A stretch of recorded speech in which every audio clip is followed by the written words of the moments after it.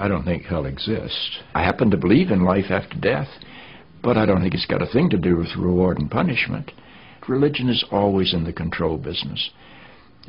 And that's something people don't really understand. It's in the guilt-producing control business.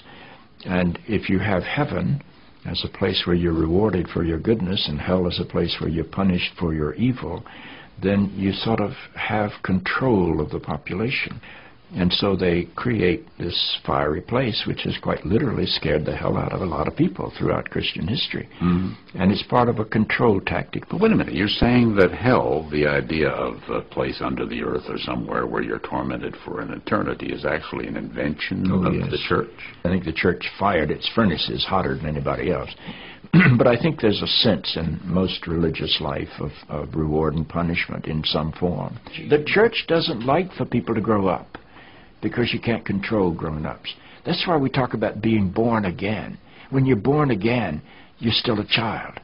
The people don't need to be born again. They need to grow up. They need to accept their responsibility for themselves and the world.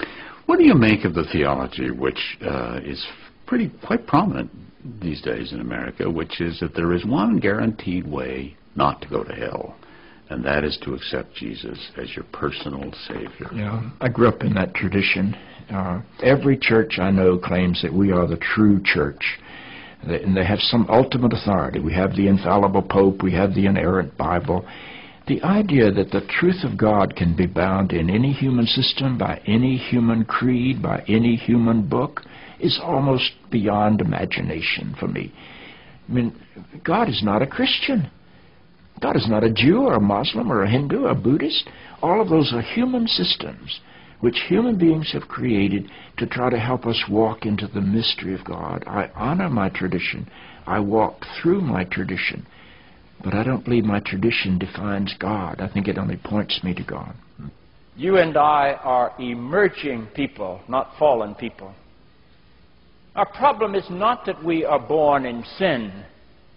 Our problem is we do not yet know how to achieve being fully human. The function of the Christ is not to rescue the sinners, but to empower you and to call you to be more deeply and fully human than you've ever realized there was the potential within you to be.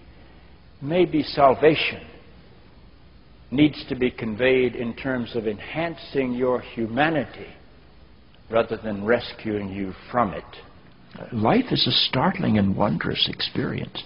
And eventually, I think we're going to discover that God is unfolding through the life of our consciousness and our self-consciousness, and is not a parent figure up in the sky. But I believe because I'm related to something that is not bound by time and space, that I will share in whatever God's eternity is.